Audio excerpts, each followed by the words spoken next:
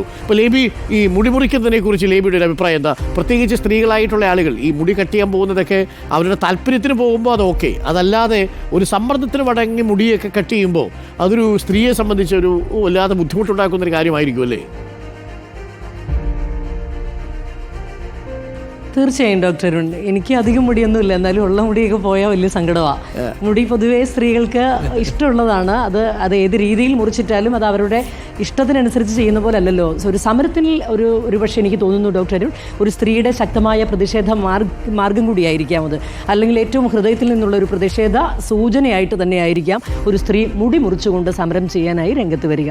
അതുകൊണ്ട് അതിന് വേറൊരു രാഷ്ട്രീയം കൂടി ഉണ്ടല്ലോ ആ മുടി മുറിക്കൽ. 100% അത് ആ വിഷ്വൽസ് ഒക്കെ വരുന്നു, വലിയൊരു വാർത്താ ഇമ്പാക്ട് ഉണ്ടാക്കുകയും ചെയ്യും. എന്നാലും തിങ്കളാഴ്ച അതൊക്കെ നമ്മളെല്ലാവരും തത്സമയം കൊടുക്കും, അതിന് വലിയ വാർത്താ പ്രാധാന്യം കിട്ടും. കഴിഞ്ഞ കുറച്ച് ദിവസങ്ങളെ വലിയ വാർത്താ പ്രാധാന്യം കിട്ടിയിട്ടില്ല ആശാവർക്കർമാരുടെ സമരത്തിന്. 50-ാം ദിവസമാകുമ്പോൾ അത് അടുത്ത ഗിയറിലേക്ക് മാറുകയാണ്. അപ്പോൾ ഒരു കാര്യം കൂടി ലേബി, ഇന്ന് കൊച്ചിയിൽ ഇന്നലെ രാത്രി പിടിച്ച ഒരു 2,70,00,000 രൂപയുണ്ടല്ലോ, ആരുടേതാണെന്ന് എന്തെങ്കിലും സൂചനയുണ്ടോ? കൊച്ചിയിലുള്ളൊരു ഏതോ ഒരു വ്യാപാരിയെക്കുറിച്ച് ഇങ്ങനെ കേൾക്കുന്നു.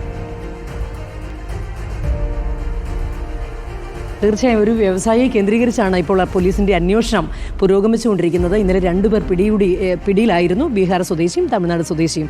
ഇവരിൽ നിന്ന് ലഭിച്ച വിവരം അനുസരിച്ചാണ് കൊച്ചിയിലെ ഒരു വ്യവസായി സ്ഥലം വാങ്ങുന്നതിന് കൊടുത്തുവിട്ട പണമാണ് ഇത്. ഭൂമി ഇടപാടുമായി ബന്ധപ്പെട്ട പണമാണ് ഇപ്പോൾ പിടികൂടിയിരിക്കുന്നത്.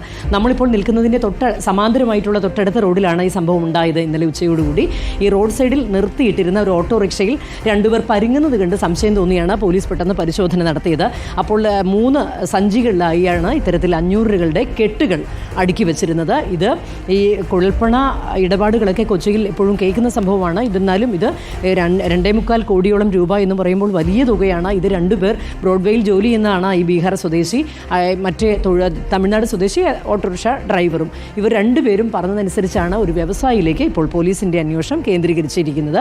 ഈ 2 പേർ പിടിയിലായ 2 പേരെയും വിശദമായി പോലീസ് ചോദ്യം ചെയ്ത് വരികയാണ് ഡോക്ടർ. ഓക്കെ ലേബി, തുടരണം ലേബി. ഞാൻ ഒന്ന് അഭിലാഷിലേക്ക് കൂടി പോയിട്ട്